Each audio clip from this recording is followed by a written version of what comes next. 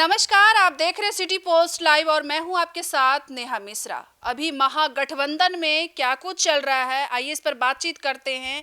वसीर जी, क्या कुछ चल रहा है महागठबंधन में?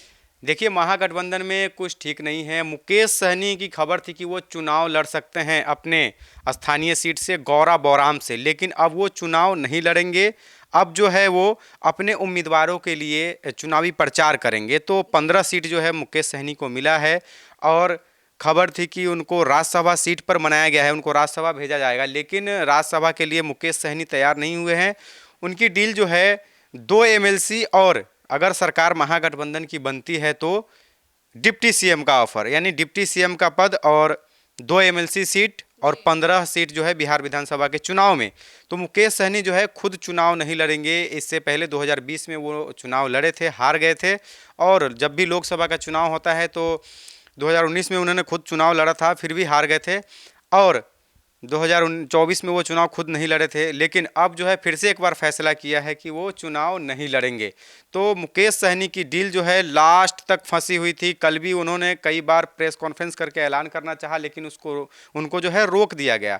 तो अब मुकेश सहनी की डील लगभग रात को ही फाइनल हो गई थी। अब जो है 15 सीटें उनको मिली है और अपने प्रत्याशियों को वो सिंबल बांटना शुरू कर दिए हैं। आज पहले चरण के चुनाव के नामांकन का आज आखिरी तारीख है और टाइम बहुत कम है। इसको लेकर के जो है वो उन्होंने सिंबल बांटना शुरू कर दिया है। 15 सीटें उनको मिली है। लेकिन एक और खबर है, वैशाली जो एक सीट है, वैशाली में और लालगंज में महागठबंधन आमने सामने आ गई है।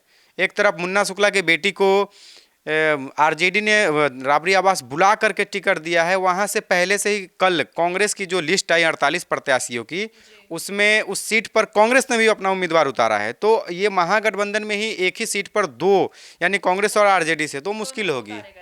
दोनों जो एक ही गठबंधन के प्रत्याशी होंगे तो कहीं ना कहीं फ्रेंडली फाइट होगा, और इससे जो है कई बार मुश्किलें आ जाती है, कैंडिडेट दोनों हार जाते हैं, और जो तीसरा उम्मीदवार होता है एनडीए का कह ले तो उनको फ़ायदा पहुंचने वाला है।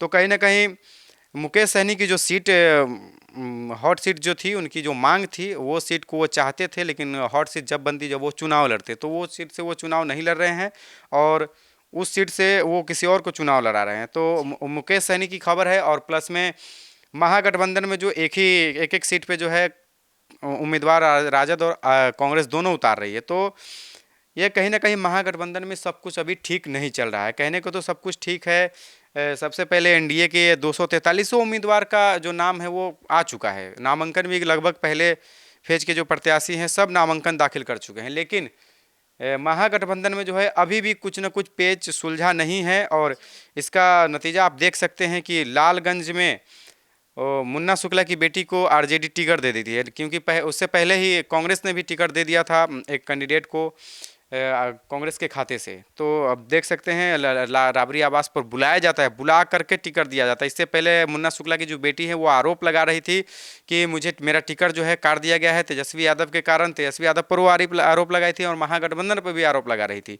उन्होंने साफ तौर पर कहा था कि अगर मुझे पैसा होता मेरे पास तो मैं भी टिकट को खरीद सकती थी। शिवानी शुक्ला उनका नाम है, और वो साफ तौर पर खरीद फरोख्त की बात कर रहे थे कि मेरे पास भी अगर पैसा होता तो मैं भी टिकट लेकर के चुनाव लड़ जाती। लेकिन अब जो है उनको आरजेडी जो है खुद बुला करके टिकट दिया है, तो कहीं ना कहीं अब जो है उनको आसानी होगी वहाँ पर लड़ने में, क्योंकि सिंबल है आरजेडी का और राजद का सपोर्ट है। और मुन्ना शुक्ला भी 2024 के लोकसभा चुनाव में चुनाव लड़े थे, हालांकि हार गए वो।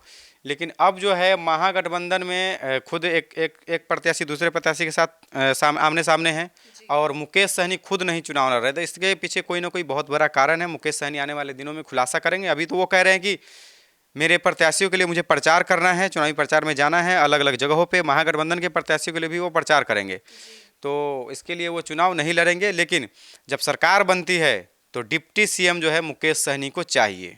तो ये खबर थी, मैंने आप दर्शकों के पास पहुंचाया। तो जैसा कि आपने इस डिबेट में सुना कि एक ही मैदान में दो प्रत्याशी हैं, अब आगे देखते हैं क्या होता है, किसकी हार किसकी जीत होती है। ऐसे डिबेट के लिए बने रहिए सिटी पोस्ट लाइव के साथ। धन्यवाद।